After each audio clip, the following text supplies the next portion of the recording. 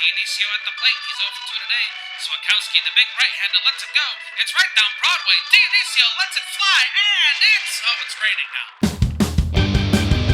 It's time for Rain Delay Theater with Jeremy Dionisio and Jack Swakowski. Hello, everybody, and welcome to another episode of Rain Delay Theater, the show where two bums talk about other bums at baseball games. I'm Jeremy Dionisio. And I'm Jack Swakowski. This is episode number 286, and we're going to be talking about the September 3rd, 2025 game versus the Cubs versus the long-awaited, 29th team, 30th team, I guess, to see in the major leagues, the Atlanta Braves. Jack, we finally did it. We finally saw the Atlanta Braves. Yeah, it only took us 7 years and almost 300 episodes to get there. Yeah, exactly.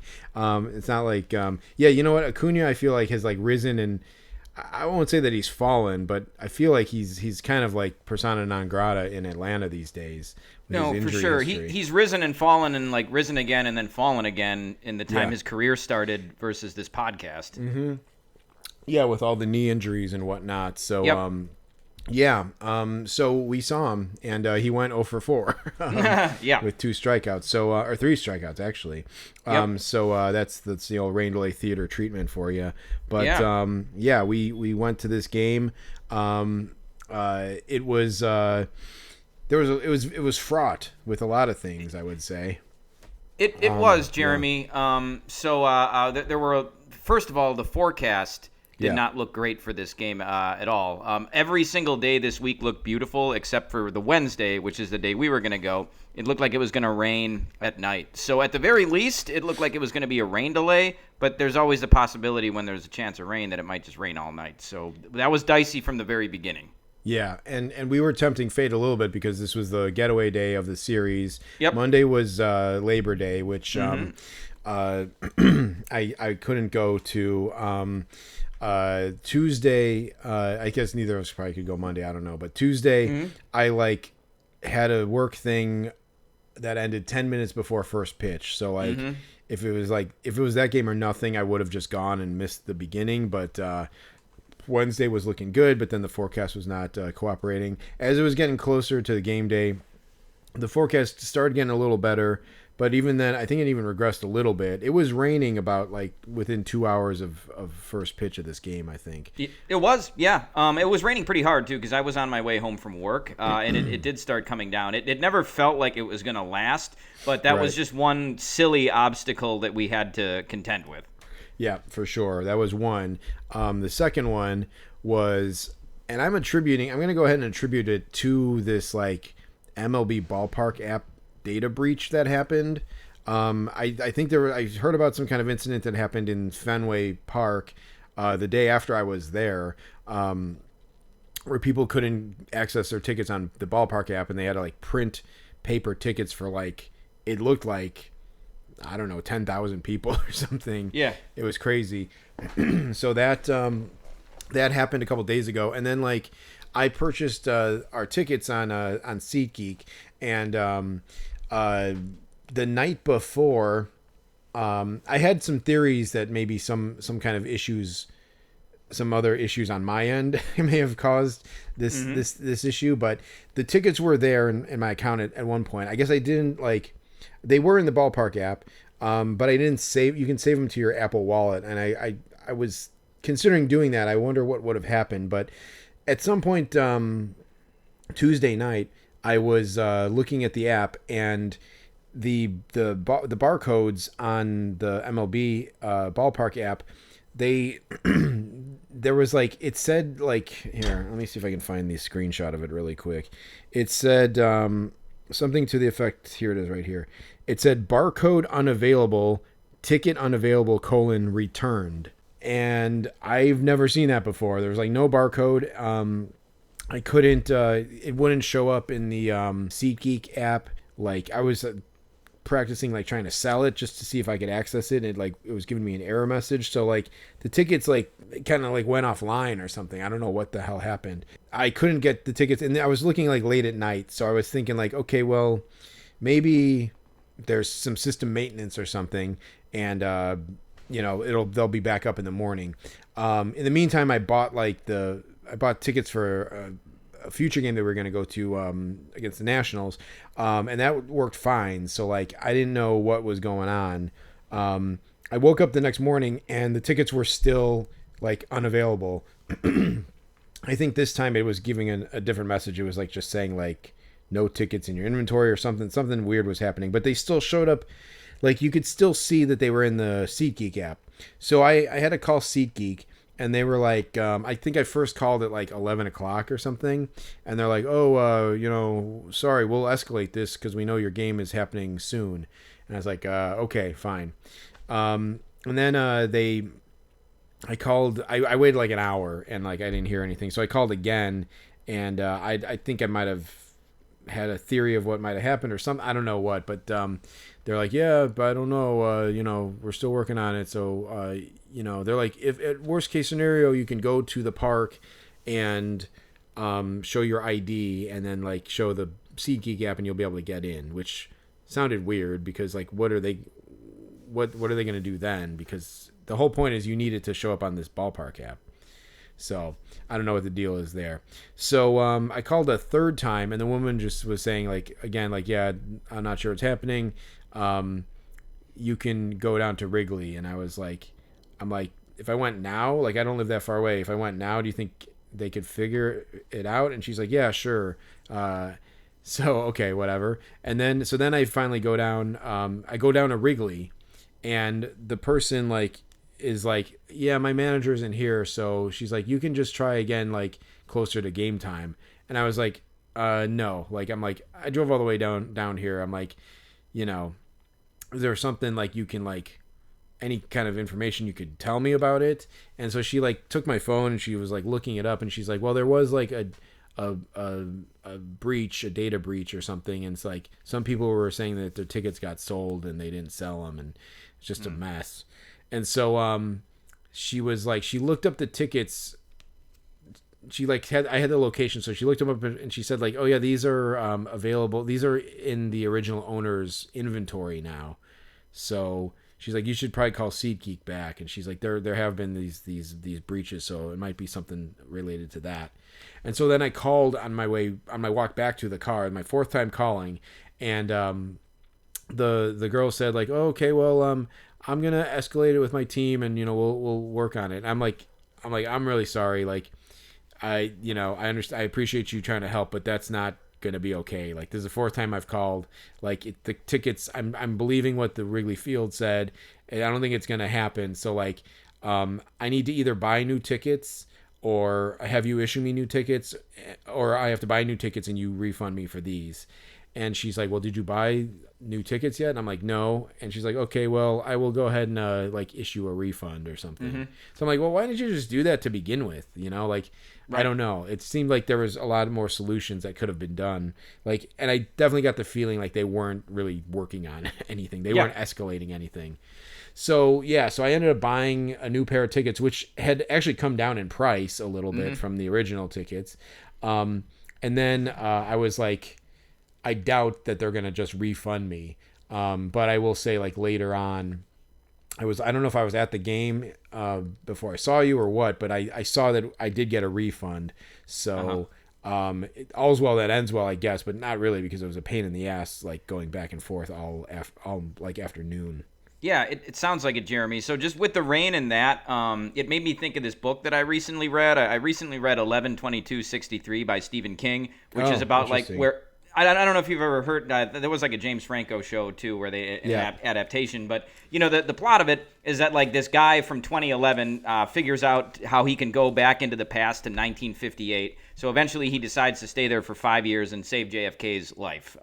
But one of the running themes of the book is like the past is obdurate. It doesn't want to be changed. So it's like it's hard to change the past. So like what he does at the beginning of the book as a test case is he goes back and like he saves this little girl from getting shot. And then, like, to see if she's still alive, like, when he goes back to the present. And, like, when he tries to save her, like there's a bunch of shit that like gets in his way, like a tree falls in the road when he's driving and like he has to move it, and then he blows a tire and then he has to change the tire, and then like his car dies and he has to like, figure out a way to like get there to save this girl. And so then you think, well, if it's that hard for him to save like this little girl, it's going to be really hard for him to save JFK. So it's, makes it fun, right? But it's like there's some mysterious force working against like changing the past, and the same kind of thing felt like it was happening here, where like there's some, I don't know if it's the baseball gods or the podcast gods, but like there was a mysterious force working against us seeing the Braves. And so when with the rain and with these tickets, and so when I finally got to the park, because I got there right after work, and so I didn't sit down till probably 6:25 or 6:30, and I didn't see you in the seats. And we hadn't communicated in a couple hours, and I was like, Jesus, man, like, did something happen to Jeremy on his way here or something? Like, is he not going to be here? And then thankfully, like, you rolled up with like a Polish sausage, like at like 6:35 after the national anthem. I was like, all right, we're all good. But like, yeah, man, what a crazy start to the game.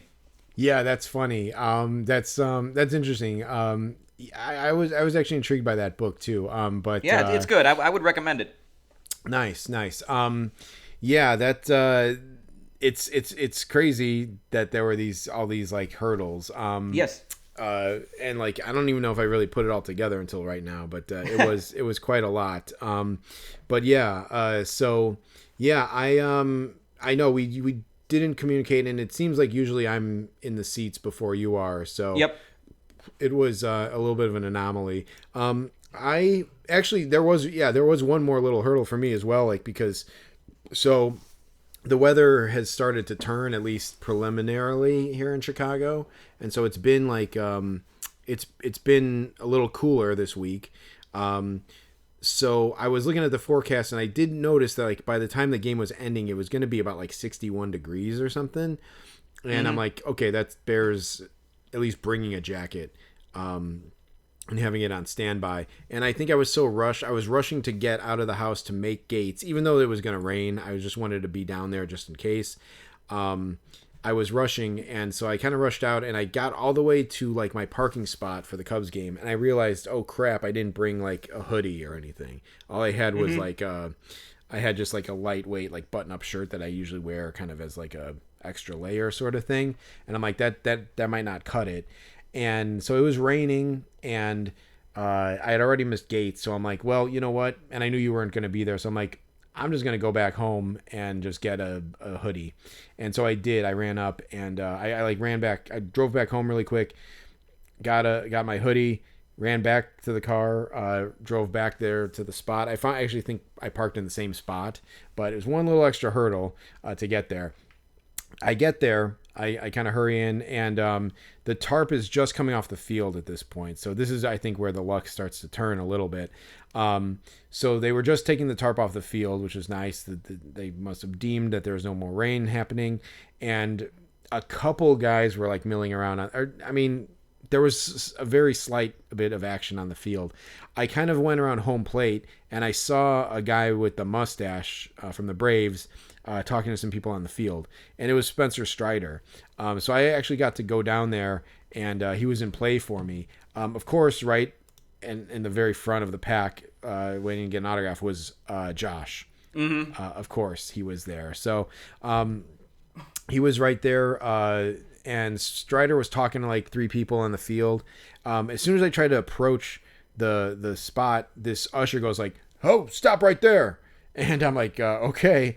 And I kind of stood to the side, and then like these friends of his like just walked through the gate and went into the stands and like out, wherever. And then it kind of seemed like it chilled out a little bit. And Strider goes like, "All right, guys, here I am." And then he started signing, and like they kind of started a line behind him, but I was like kind of on the other side. And so I was holding back. There was like three little kids. There was Josh, this like kind of teenager kid, and then one other little kid. And like I started making my play to kind of get in there after this little kid, and I get a tap on the back, and it's like I don't know if it was this kid's mom or somebody, and she's like, "Let the kids go." And I like turn around and I gave like a half look like, "Lady, you don't know what the hell I was like, what I was planning to do. It's like I was gonna let this friggin' kid go. Like we've talked about how annoying it is that the kids have been like crowding the openings for autographs, and like there's like no way to get kids. That's why I didn't get Jordan Westberg for the Orioles, just because there's been so many kids graphing this summer. So there was only 3, and then so like that kid goes, and I look around, and like all I see is like 20-year-olds now, and I'm like, yeah, I think I'm good. You know, I think it's good thing you told me to wait. Because you know all these kids now wouldn't have gotten an autograph because of me. So I stepped right in there, and I ended up getting his autograph. And there was some guy who like asked me to borrow his marker so Strider could sign his phone charger. Yeah. And then another person tried to, and then he took a picture with him. Then another person asked me for like, could he use my marker? And then he took like a photo and got his jersey autograph. So these 2 people like cashed my marker right after I got Strider. But I'll take it for getting Spencer Strider. But there was a lot of crap to deal with just to get the Strider autograph. Yeah, that's a good one, though, Jeremy. We were talking about how annoying that lady was. You know, I think my first reaction would have been to quote my friend Chris's dad, no, you need to mind your own business, which is maybe what I would have said to her. And the thing about kids, too, is that when they're crowding around, when they get the autograph, they don't always back off. So it's just like it's hard to get in there. It's a mess. One good thing about the fact that it's September now is that there are less kids in the stadium. So that's a plus.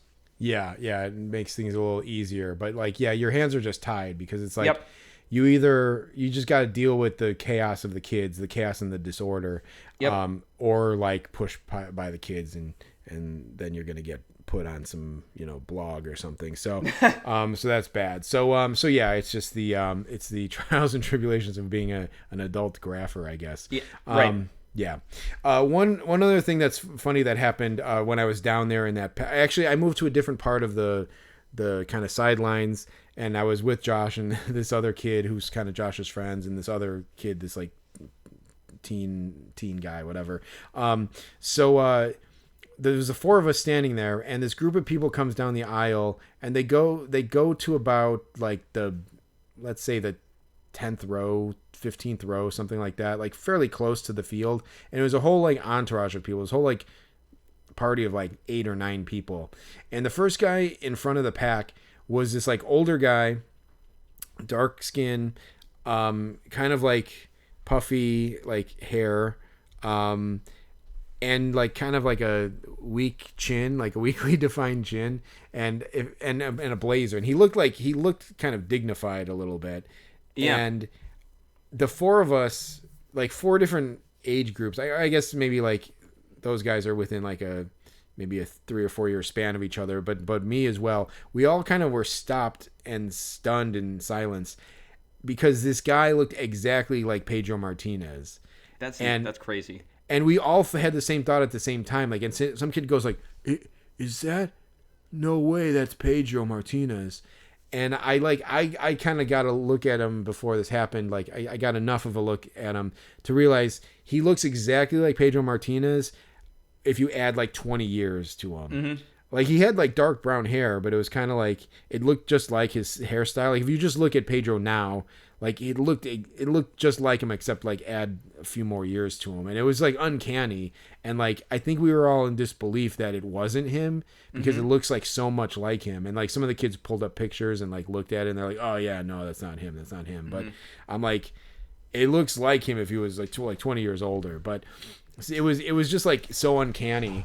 And I wish you could have like went down there, Jack, and saw it, because it was really, it just was like, I don't know. I was like awestruck as if it was the real Pedro.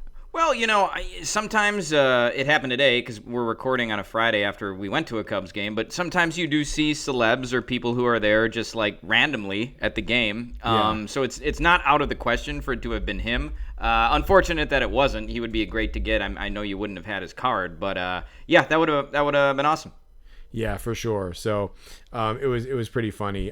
So yeah, after that I called it a day and then went back to the seats. It turns out we found out later, we ran into one of those the teenager kid, and he said that Acuna signed right after I left, like after they finished stretching. So I probably could have held out just a little longer and maybe got him. But has that teenage kid been around for a while? Because like I haven't really ever clocked him until like this week. But it seems like you kind of knew him a little bit, and he seems like a pretty like he knows the score. Yeah, I think I've only noticed him within the last like month or so as well. Okay. I think he might have been at Arrival one day when I was there, or like over by the Cubs one day. So yeah, he seems to be kind of around. He's kind of like the he's kind of like got a J.E.J. vibe, like a Joe Evans Jr. vibe. He reminds me of Joe Evans Jr. I haven't seen Joe in years. That was just so weird. And so like, so I don't know if he's gonna. It seems like he might be kind of become a mainstay, but he is like the school is back in session, so a lot of those kids are a little MIA right now. Yeah. But so anyway, we got there. The game began. It was nice. It didn't rain at all. But we were a little boxed in. We were in the lower deck too. I should say. We were in the 200 sections. We haven't sat there in years, man. We've never sat in that part of the ballpark for a game. Yeah, right. We were just beyond third base, like shallow left field. And we were in like the sixth row, I think. So it was like those 200 levels of terrace reserve. Like those are, if you can get within like the first 10 rows, they're pretty good. After that, like I think we've said before, you start getting obscured by the upper deck. Mm-hmm. But I saw that they were like within that zone, so I like went ahead and grabbed them, and they were good. I just didn't know they would be sitting behind like four complete douchebags. At first talking about fantasy football.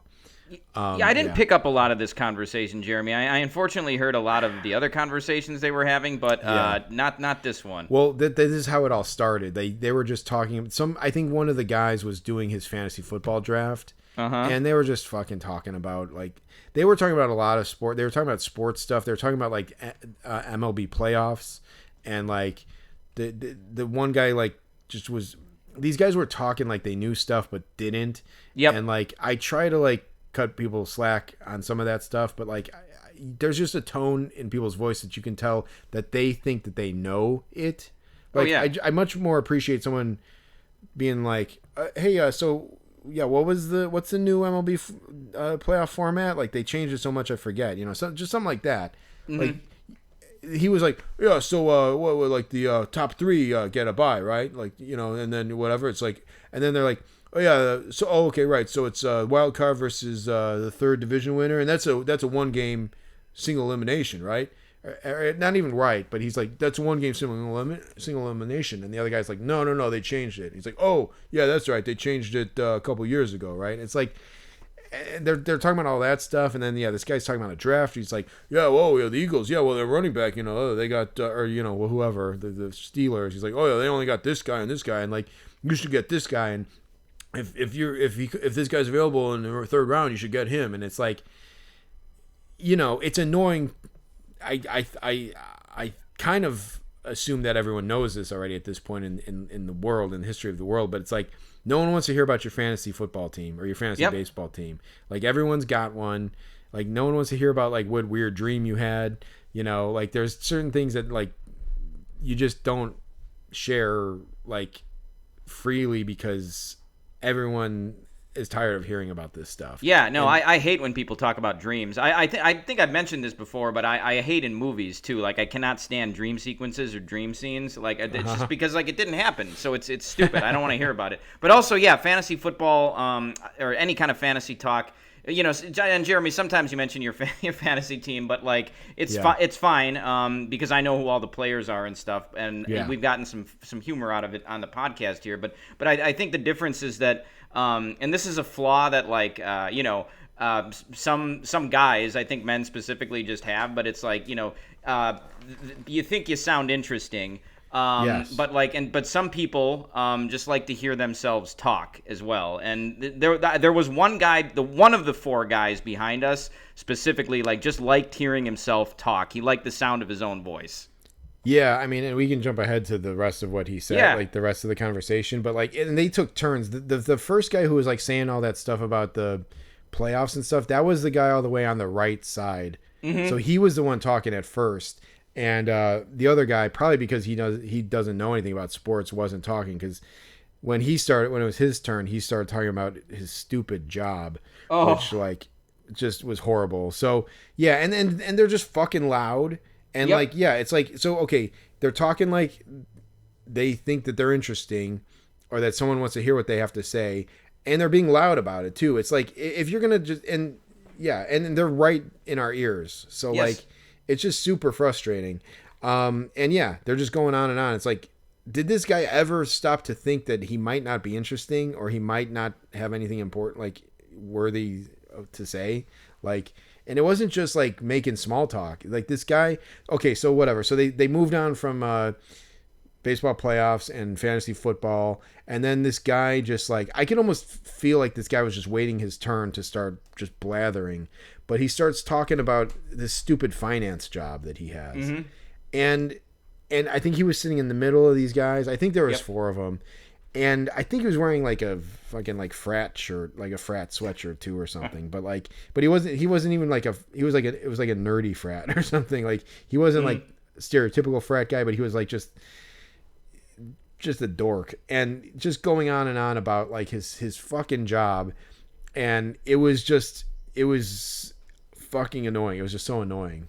Yeah, it was bad, man. And the weird thing about it is it kind of came out of nowhere, because those guys were talking about sports for like the first part of the game. But once this guy got rolling on the finance stuff, it was like the floodgates opened. It was a 20-minute stream of consciousness monologue where it was just him talking, and like the other 2 guys were like saying nothing, and he was just going on and on about this. And meanwhile, like, this was happening as the Cubs were blowing this game. Yeah, so let's see. Ha-Sung Kim hit a 3-run homer in the top of the 7th. The Cubs were up 1. They were like barely clinging to a 1-run lead. Cade Horton threw an amazing 5 innings, no hit 5 innings. He did.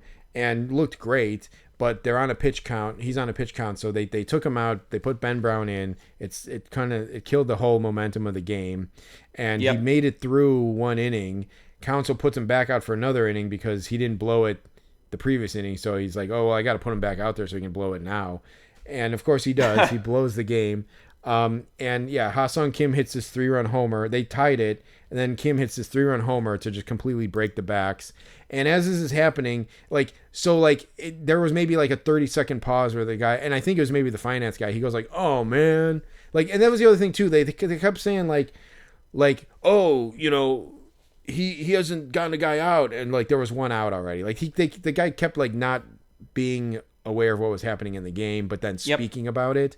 So super annoying. There was maybe about a 30-second pause in the conversation or the monologue after this home run, and then he just picks right back up again and starts talking. I think the first thing I said to you, Jack, was like, you know, it's nice that he can bounce back from that crushing home run. Like, you know, he didn't skip a beat getting back into his boring ass conversation. No. And then like and so, you know, of course I'm frustrated, and I lost all patience for dealing with these guys at that point. Yeah. I think I said, like, you don't realize how annoying this is until the Cubs like also blow the lead, and now it's like, well, fuck all of these people. Like, so I think I was, you know, doing the passive aggressive out loud comments about like, I think maybe that's why I said you out loud. I'm like, it's nice that he can bounce back from that. You know, most people would take that home run, you know, to heart, but this guy just didn't skip a beat or whatever. So exactly, and you didn't specify who you were talking about, so it's like, yeah, maybe you could have been talking about the Cubs pitcher who was in the game at the time, but it's like, no, you meant the guy behind you. And we were debating, because we were in left field, we were debating when we were going to make the move over to right field for graphing purposes, which is what we always do, and we kind of determined that like this was one of those situations where the sooner we would do it, the better, just because of how crappy the people around us were. There was one funny thing that happened earlier too, involving somebody being a know-it-all. There were these people in front of us. They were in the row in front of us, and a weird play happened where there was a single to left field. I think it was Ian Happ. I've got my scorecard here, but I'm not gonna. So anyway, he's singled to left field, and he rounded first base like he was gonna try to take second. Decided against it, but Eli White had made a throw. I think maybe trying to get Happ out at first or something, and like the throw sailed over the first baseman's head and into the dugout area, and or into the crowd or something. It was a weird play. Like both, for whatever reason, both you and I weren't looking at that part of the play, Jeremy. I think we were both distracted by other stuff that was going on in the field. Anyway, Happ got third base on it, so it turned from a single E7, and then they gave him two bases on it, and so we were trying to figure out why he got third base. None of the Braves did not argue the call at all, so we I think ultimately we determined maybe it was because Happ had rounded second, so they determined that he was going to get there and then gave him third. Still not clear, but so we were trying to debate what happened, and then this guy in front of us turns around and was like, I think I asked, did they give him two bases because it went in the crowd? And he's like, yep, yeah, you get two bases when it goes in the crowd. And I was like, oh, okay. But it's like, I was, first of all, it was a rhetorical question. Like we were just throwing things out there. Yeah. But I don't think that's what happens, right? Like when a ball goes in the crowd, I think they give a guy second base. Like let's say the shortstop's trying to throw to first base. There's an errant throw and the ball goes in the stands. They'll give the guy second base, but they don't give him two bases. Well, yeah, no, Jack, I was just thinking about it as you were kind of describing all that, and I think I might have figured out what it was. Okay. Like normally it's a ground out when the guy throws the ball away like that. Yes. And the runner has not touched first base yet. Sure. So I think they give him first and second. But since in this case they gave him second and third because Happ had already touched first base. Yeah, I think I bet that's what happened. Okay, there you go then. Well, fuck that guy anyway. But still. Well, no, I mean I was gonna say what didn't happen was that guy did not explain it like that. Like no. That's what we were trying. Whatever, I mean, listen, listeners, that we know that we know. That guy doesn't know, so I think he thought this was his chance to assert his knowledge. But it's yes, we know that you get second base on when the shortstop throws it away. But right. I'm not even sure if I've seen something like that, and that doesn't happen very often. Where that's definitely at least for the podcast, the first time I've seen anything like that happen. Yeah, exactly. So it's one of those baseball things where you're like, what the hell happened there? Why did that happen? And you kind of talk it out loud, but this guy was just this guy turned around as if it was the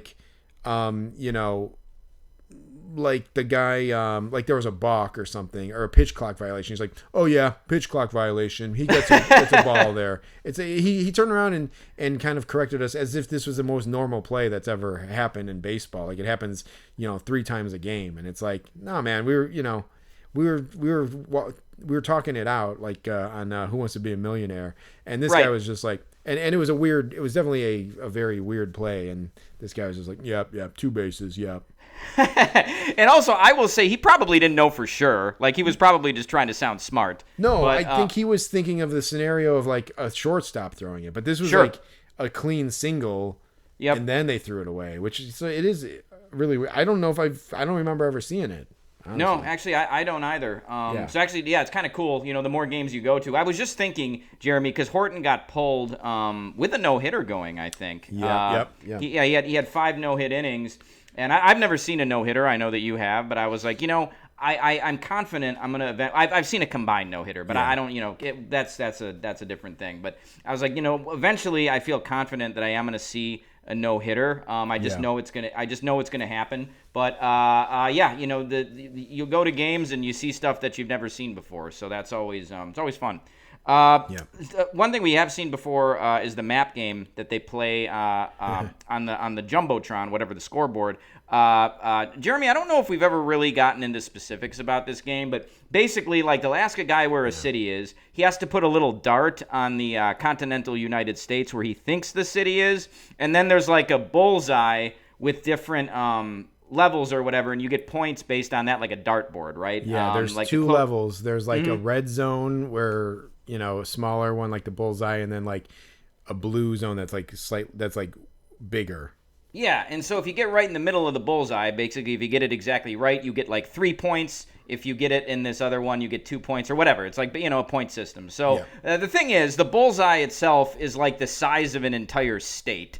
Yeah, Or if we're talking the East Coast, it would cover like 4 East Coast states. So so Dansby Swanson did it, and they had him do it, and he was asked where Milwaukee was, and he put the dart up in Green Bay, and he still got a point for it. Like it was still within the thing, and he was probably like, "Oh yeah, all right," No, but like he wasn't even close. I think he does that in the video. He's like, "Oh yeah, all right." Yeah, and it's like I was saying like this guy's gonna think now that like Green Bay, that like Milwaukee is like in that area, and he wouldn't know any different because of this damn game. No, so it's like. He might be driving with friends, like they'll say like Green Bay, and he's gonna be like, "Oh yeah, Milwaukee's around here, right?" It's like, no, it isn't. He's like, "Oh, but the game that I played said it was." So, so it's just creating it's not really helping out these guys, geographic knowledge. It's not, and Jeremy, that could be build a case for. We've always kind of wondered when they go from Chicago to Milwaukee. Like, let's say they finish a home series and they have to play an away series in Milwaukee. Do they take a bus or do they fly? And I think the last time we talked about this, you're like, yeah, I think they fly up there. So maybe they do fly. Maybe they do fly to Milwaukee, because if they drove and they took a bus, Dansby Swanson would know that it's not that far north. Maybe. But I don't know. Maybe that could be a case for they do fly up to Milwaukee. Perhaps, yeah, and that was not the only one that he did this on either. I think like maybe San Francisco or something. Like the only one he got like Portland pretty close, I think. But there was another one like maybe Cincinnati or something. He was like way off, but like still within the zone. And like again, he's probably like, oh yeah, all right, cool, I know it. It's like No, and since we're on this topic, we may as well mention that, like, he's interviewed for a lot of these little games or fun things that they do on the scoreboard, and we mentioned this while we were at the game. Another thing we've never really pointed out, but we've been seeing this for years. He has this, I think, persona that he tries to create for himself, where like every single answer he gives is like an answer that an angry old man would give. And it's just like it's what he thinks is like he thinks it will be funny, but it's just it's really not. Yeah, exactly. Yeah, it's just like, do you like foul ball, keep it or give it to a kid? He's like, no, always give it to a kid. He would always take that approach, and that one's not even like that one is a little more debatable, but like, it's like, dessert. Do you eat it at the same time as your dinner or afterwards? He's like, afterwards, always afterwards. Like, come on, like that's something he would say. Yeah, or like coffee, right? It's like, how do you take your coffee? Yeah, just black, nothing else. How could you do anything else? I think that was actually what he said in this one. Okay. But it's always stuff like that. Yeah, I know, and it feels disingenuous, but it feels like he's doing it like because he thinks it's funny or something or whatever. They did say there was one that asked like who would be the best stand-up comedian, and most people said Jameson Taillon, and like I actually do think Taillon is kind of funny. They asked there was one where it asked like who is like the I don't know who would be a good on a reality show or something like that, and Jameson Taillon said like he's like PCA, interesting cat, and like that was all he said, and I was like that's funny, and also it was good. Okay, that's good. It's funny because I haven't noticed Taillon's sense of humor, so I was like thinking like I was kind of surprised by how many people said that. So I'm gonna have to kind of keep a closer look on that. Well, anyway, the game ended up I think it was 5-1 the final or something like that. We mentioned that the games we go to are usually duds, and like it was kind of a dud of a game after the Braves pulled ahead. Like it was weird because the Cubs had so much momentum when Horton was pitching, and then it was like letting the air out of a balloon. The game we went to today was bad as well. We'll do, but fun time, not a good game, but we'll talk about that next week. But anyway, the game wrapped up. The Cubs got 2 runners on in the 9th, so they did have a chance to get back in. I think they had the tying run on deck, but it was all for naught. And so then we got out to the bus. Nick was there, and Flotation Tank was there as well. So it was like all of the regulars, but nobody was coming out for a while. And Nick kind of goes up to us and very confidentially, he's like, hey, like there's a problem with the Braves' plane. Like we don't know when they're leaving. Well, he wrote it on his phone. He did. Like he put it on his like his phone. It was like a text message or whatever. And we saw it, and that was pretty freaking cool, man. Like we really have the hookup now. I wasn't sure if you were like purposely not saying it that he did it that way or not. Just to no. Spot, I actually, for whatever reason, in my head, I thought that he like whispered something to us first. But you're right. It was on the phone when we first heard it. No, and I think it was maybe Flotation Tank who said, who told us the exact time it was leaving. That's right. That's what happened. Yeah. So like he goes like he typed it out, like he was standing in front of us and like he started like typing, almost demonstratively typing on his phone. Yep. And then he held it out to us to show it, and then we go like, oh, interesting. He's like, yeah, we don't know what's going on or something like that. And then like you asked him like if you ever seen that before. So that was interesting. And like again, it was like getaway day, so we were only up in the front just to see if we could maybe get an announcer or something, if we still weren't 100% sure if Francoeur was there or not. And we were going to maybe go to position 2 for getaway day. But yeah, we kind of waited around in the front just a little bit to see what was going on. And we knew that it wasn't gonna. We didn't know how long the delay was at this point yet. We would find out later. Yeah. But yeah. So basically, we got that message. So we were kind of mentally preparing. Whatever. I think the first guy that came out was Chris Sale, right, Jack? He was, yeah. And so we went to position 2, which is maybe what we should just refer to it as from here on out. But we decided to go down to position 2 because we saw Sale go down, and that was why we went. We floated over there. And so Sale came out and he just got on the bus. And you told me, Jeremy, that like Josh told you that Sale was one of the only guys who didn't sign at the hotel. So it seems like he never signs, and we just didn't miss anything. But yeah, he gets on the bus. We wait at position 2 for a little bit longer, and I think we float back. And I think that's when Flotation Tank told us that it was 11 p.m. was like the bus wasn't leaving, or he might have come over to us and said that. The one of the bus drivers walked by the equipment truck, right, and he goes like 11, and he's like, what? The guy goes like, what? And he's like, that's when we're leaving. And he walked away, and he was kind of like chuckling, and I looked at Jack, and then I looked at my phone, and it was like 9:38 or something. It was bad. And I was like, oh, he was joking. Yep. And then it was actually Nick, Jack, that Nick, it was Nick who told us. Yeah, I guess Flotation Tank wasn't involved. We did talk to him, but so it was Nick that told us. Yeah, he like motioned us over, and we walked over, and he's like, yeah, the bus isn't leaving till 11. and we were like, oh damn, okay. And then he's just like, he walked off, and then we kind of had to stand around and kind of think about what the hell we were gonna do. And so we should just say like we really do have the hookup with these guys now. Like we're getting a lot of inside info. I know like GTV Reality must have like some hookups where people tell them like who's at the hotel, and we know there's somebody who graphs at Wrigley who knows like when all the planes are coming in and stuff. So it's just like it's crazy to get that inside information. But the thing about Sale though is he got on the bus at 9:38. No other players on there. We never saw him get back on the bus, or get off the bus, and he didn't get back on at the end. So he must have just been sitting on the bus that entire time when all of the other players and staff were in the clubhouse, which is an interesting observation, I think, as far as maybe how he gets along with the rest of the team. I don't know. Yeah. I don't want to assume anything, but it's weird that he went on an hour and a half early and didn't feel like interacting with anybody.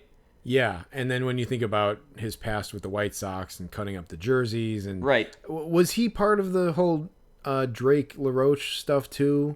Yeah, was he one of the guys that called? I think it was Adam Eaton that called Drake LaRoche a leader, but Chris Sale might have been in that a little bit too. I was gonna say maybe he was FaceTiming with Drake LaRoche while he was on the bus or something, but I'm like, no, that was Adam Eaton who said that fucking ridiculous thing. But it's just weird. I'm not surprised that he's like kind of like a pariah to that team or something. Sure. But And last year he won the Cy Young. Did he win the Triple Crown, the pitching Triple Crown? I think. I cannot. I'm not sure. I'd have to look it up. But he definitely had a renaissance last year. Yeah. So when that's happening, I'm sure people look past it. But now the Braves are out of contention, and it's just like they probably don't want him around. And he probably doesn't want to be around. So that's why he sat on the bus by himself for an hour and a half. So. Right. No, Oh, and he did win the pitching Triple Crown, Jeremy. Yeah, that's what I thought. Yeah. So yeah, I just I don't know, and he's been injured a lot this year too. So, yep. It's interesting insight, that's for sure. Yeah. Anyway, we had a lot of time to kill, so yes, I think we stayed a little bit there, but eventually we were just want to just go check out the Cubs bus just to see what's going on. So we decided to just take a lap. We went over by the Cubs bus, and we were there for a little bit, and then Carlos Santana came out. The thing is, he was flanked by one of the yellow jacket-wearing security guards, but also by the honcho as well. So he had two. He was walking through Gallagher Way, I think, Jeremy, right? And he was flanked by two security guards walking to the Zachary. And I think earlier in the week we had seen him leave with Willie Castro, and I think we maybe correctly surmised that he knew Willie Castro from their time in Minnesota and was maybe staying with him for a little while. But he was definitely staying at the Zachary on this night, and he was being escorted by two security guards. Yeah, and so we were like, "Is it worth going?" And you said that you wanted to try to pursue. So we walked over there. We took the long way, I think, right? Yep. Yep. And we did. Yeah. I was going to say, when we were walking that way, so we walked down Waveland. We walked west on Waveland to try to get to Clark. And we freaking, right as we started going there, we passed, Craig Counsell was passing us going into the parking lot. That's and right. I just looked, you're like, hey, it's Counsell. I looked up and he was there. And, he was already walking past us. But it's like, I'm never going to freaking get that guy, man. Yeah. Last year you're like, yeah, you'll get him if you put the work in. But it's just, I really haven't asked him much this year. But anyway, it was strange. It was like the last guy I wanted to have no shot at. But that was weird. But eventually we got to Clark Street, and we did see them cross the street and go into the hotel, and we even drifted over towards the hotel. But the honcho was with them. It just wasn't in play, Jeremy. No, and the honcho. If you recall, last year was the guy who, when Chris Johnson left on foot, he was like, "Don't chase him, guys." Yep. And he's like one guy who he's seen us, he knows us, but he's not super. He kind of keeps it professional, and he's one guy.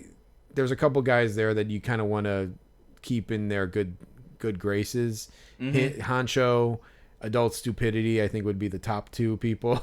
Yep. That you kind of want to keep them on your side, so you try to behave right around them, and so it was just not worth the risk at that point. No. So Jeremy, you mentioned he wants to keep it professional. I couldn't imagine him typing out a text message and showing us something. Yeah, exactly. Yeah, it's like, Santana is in room 231. Man, that would be if fucking Nick ever gets his job. That would be what would be happening. Yeah, exactly. So we just decided at that point. Then we decided to just kind of keep going around the stadium and just circle back around to the Braves bus. And I don't think anything changed. We were gone for 15 minutes. I would say it was a decent amount of time, but nothing, nobody left. It seemed there were some players and people standing milling about inside, and they were still there. So just nothing changed with those people. And I think maybe I went up to the front and I got Paul Bird. He was doing sideline reporting basically in pre and post game, I think, for the Braves. I did not know that. It's not listed on their damn website. I have a bunch of Paul Bird cards at home, but I didn't have one on me, of course. Why would I? And so I did get him on the Braves team card just to say I got him. Paul Paul Bird has had some struggles in his past with addiction, but not not the addiction that you probably think of. So if you want to Google his past story, it's too rich to not just get his autograph, just to try to secure it however way possible. I hope next year that I can get him on a card, but for now, for this off season, I'm glad that I have him on a team card. Sure. Yeah, no, that was a good one to get. I'm a little nonplussed about why they didn't list him on their website. Maybe he just started working for them, but I also don't think so. So it was that was a miss. But we'll both be locked and loaded next year for sure. Yeah, for sure. And he was super nice, so I think it's definitely possible. He was very accommodating. I don't know what the right term is, but like he was very very willing to sign for us, so that was cool. He was. Another nice guy was CJ Nitkowski, so he does broadcasting for them too, and he signed for both of us. I got him on Tuesday night or Monday night, and then you got him. I got him on Monday, then you got him on Tuesday. So we didn't get him on Wednesday, but he was also nice. Yeah, exactly. So, we kind of went to position 2, and position 2 is very crucial. The possibility of position 2 is very critical. It's very dependent on the fact that the equipment truck is there. Yep. Because they leave a big gap behind the equipment truck to load it up with all the gear, and which is what they do for the most of the time while you're waiting for the players to come out. And it gives like a little area to try to get autographs. So we're there. And we're waiting, and it's actually getting closer now to 11. It was probably about 10:30 or something like that, 10:20, and the equipment guy loads up, and he's like, he like tells the security guards, he's like, "Hey, can you move the barricades? I gotta get out of here." Mm-hmm. And the equipment truck leaves, and we're like, "Oh shit!" Like as soon as we saw what was happening, I was like, "Oh shit!" Like this is gonna screw us. And the truck leaves. The second bus starts pulling up, and like there was like one yellow shirted security guard standing behind the first bus, and I'm like, just stay there, please, just stay there, like please leave some distance between bus 1 and bus 2. And it just kept going, and it pulled, and predictably it pulls up right behind bus number 1. So there's like a foot gap that like a player could squeeze through if they were dying to sign an autograph for us, which means it was cooked. We weren't going to be able to use it.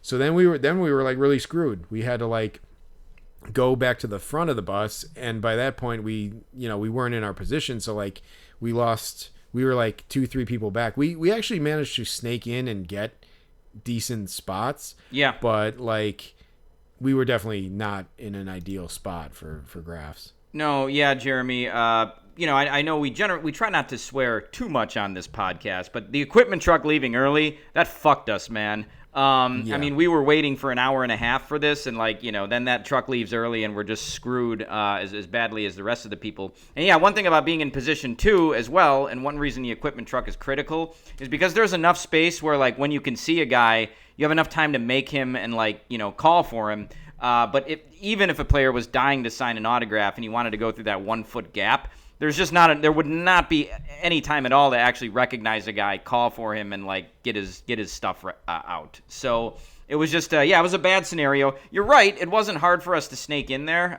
so that was good. But all of the players were going right to the second bus, and that's another reason position 2 is good. So anybody who was going to sign from the players' side would have had to do a complete 180 and turn around to us. So that was screwed.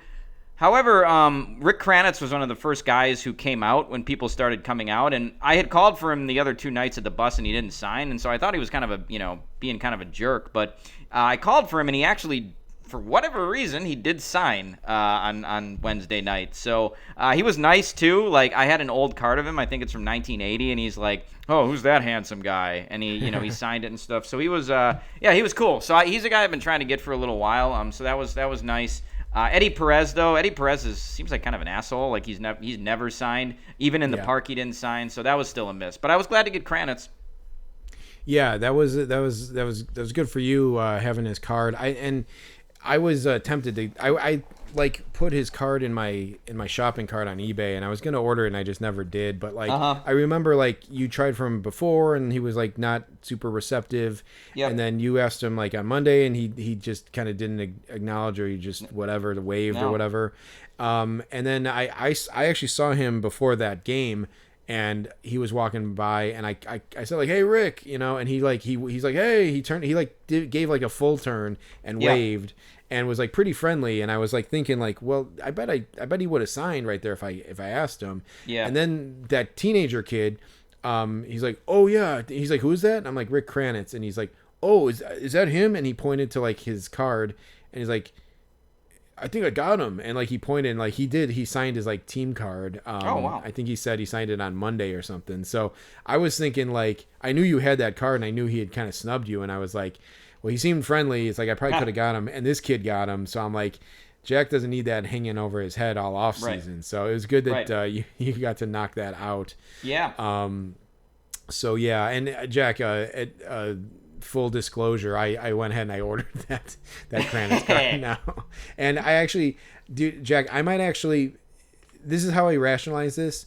I might actually send it to the Braves to see if he'll sign through the mail. Yeah. Because like I had an interaction with the guy already, and like I was right up there with you, like when he signed for you. So like I would be okay with getting his card through the mail at this point. Yeah. So. And it's a funny card too. It's like when he was a coach with the Cubs, and he's got a shopping cart full of baseballs, and it's just it already has a facsimile signature on it, but it's just too funny of a card to not get signed. So heck yeah. I might try it through the mail, and then if he doesn't sign, or even maybe when he does, I might try him again next year. But yeah, so that was a good one to get. Yeah, it for sure was, Jeremy. And you got a couple guys, too. I got Tom Goodwin last year. Now, you didn't get Goodwin on Wednesday, the night of our podcast, like our game, but you did get him earlier in the week. Yeah, for sure. So, yeah, just a real quick, just to roll back. So on Monday, Jack, it was Labor Day, and you were able to graph. Did you go after work? Yeah, I mean, dude, yeah, I brought my book to work, and I went straight from work to the stadium and, like, caught the last inning on the TV outside the park where the bus is. So, yeah, man, so I got there early. I was there the whole time. Okay, yeah, and so I was driving back in from Arlington Heights, and I drove back in when the game ended, Jack, and so, like, it's kind of crazy. I made good time, so I'm like, you know what, I might be able to swing by there.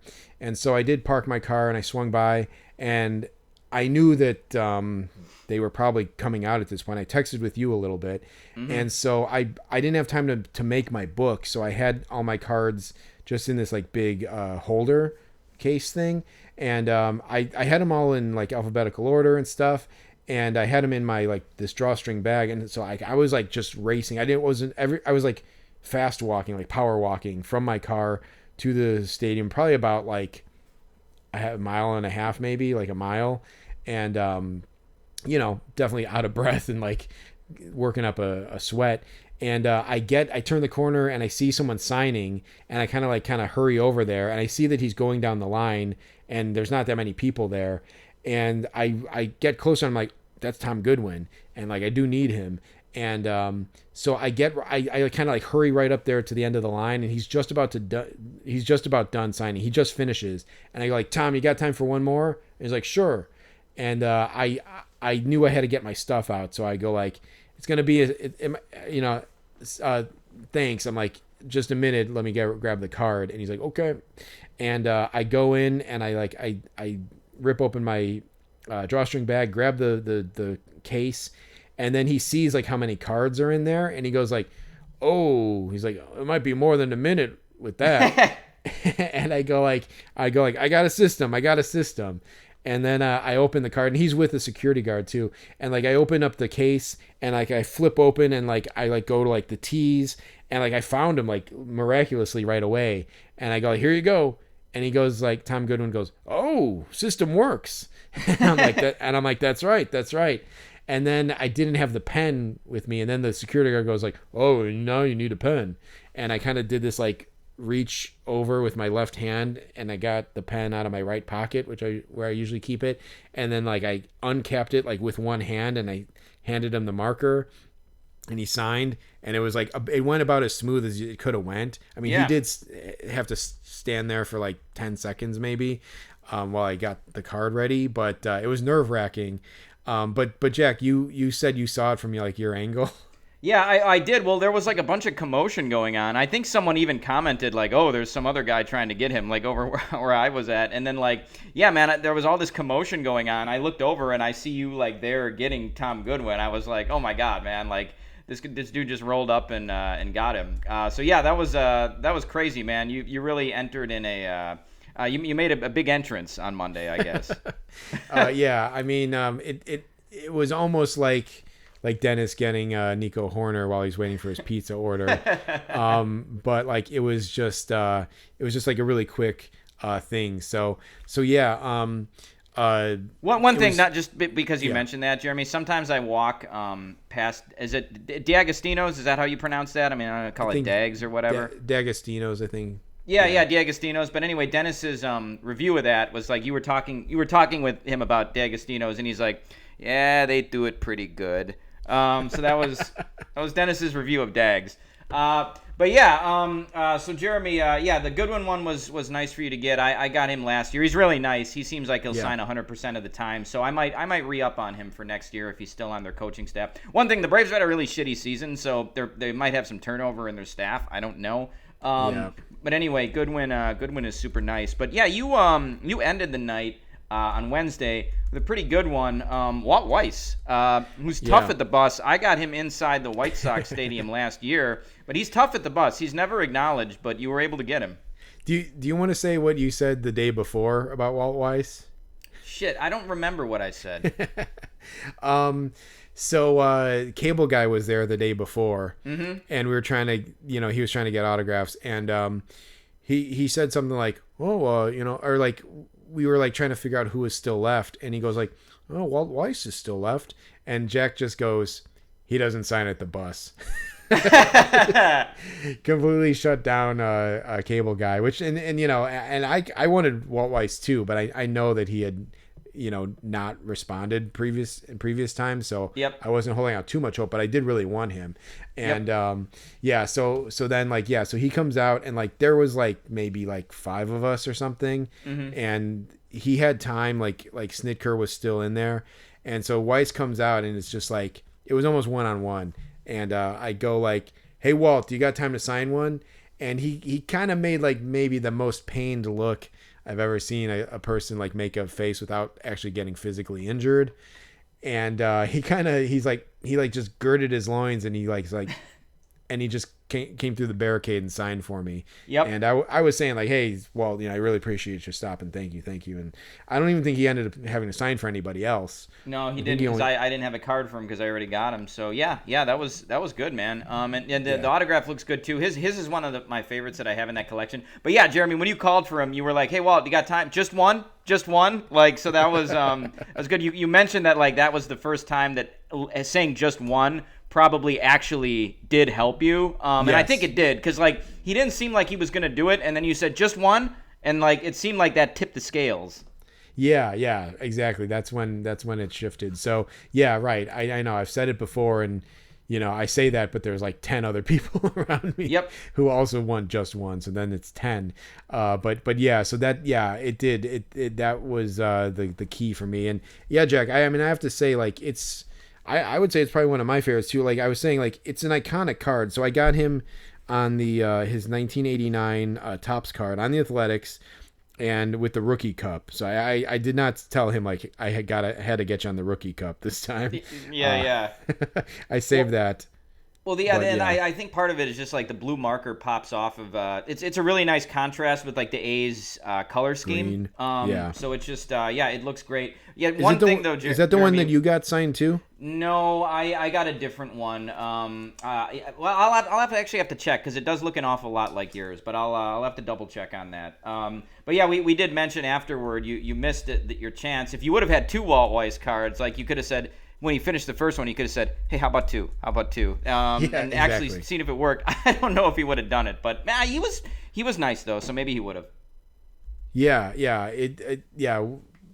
it would have been interesting, but I was definitely happy with the one, and like I was saying, like that card is like, it's an iconic card from my childhood because it's just like that team. I mean, that 89 was the year that they won the World Series. Him and Chris Sabo, like, kind of, that was probably, 88 was probably like the first year that I was really like that I remember stuff from baseball. Basically, like I remember a couple things from like maybe before that, but I remember Chris Sabo and Walt Weiss like tearing up the league as rookies, and so they were both like the two rookies. I do carry the Chris Sabo 89 Topps card with the rookie cup in there, are on there. So like I'd love to get him at some point. I'm hoping one day he just shows up at the Reds bus, but yeah, so that one was very cool for me, just like from a nostalgic standpoint for sure.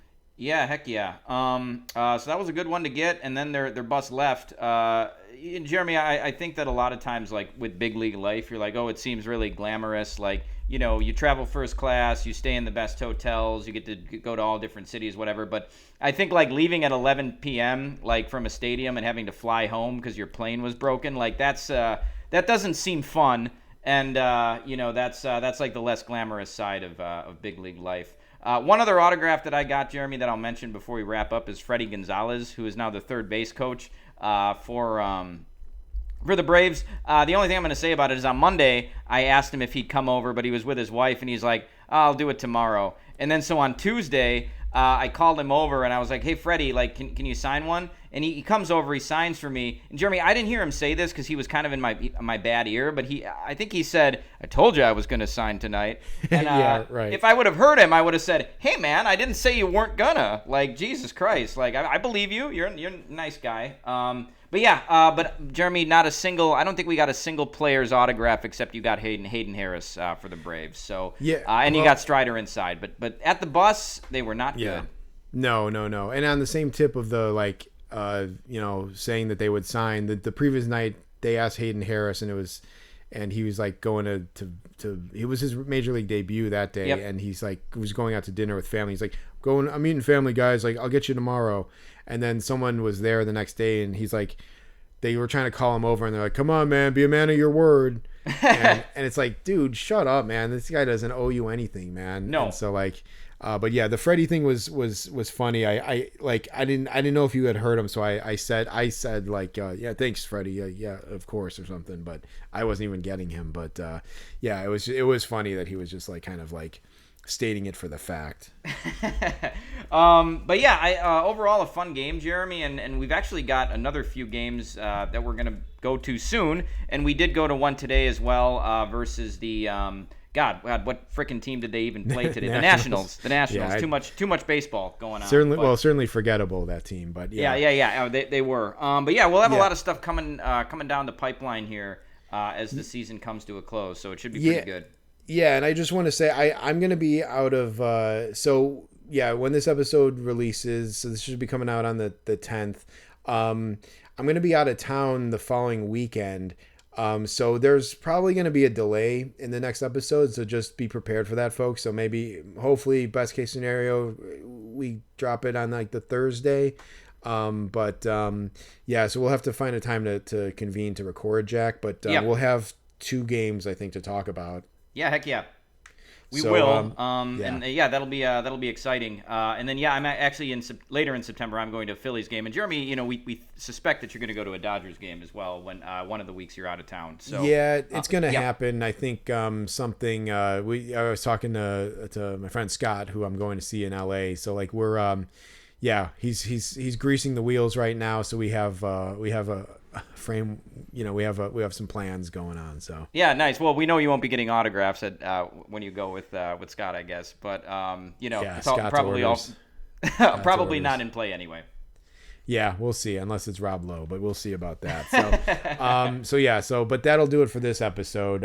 So bear with us. We'll get an episode for you next week, most likely. So for Rain Delay Theater, I'm Jeremy Dionisio. And I'm Jack Swakowski. We'll talk to you then. Bye.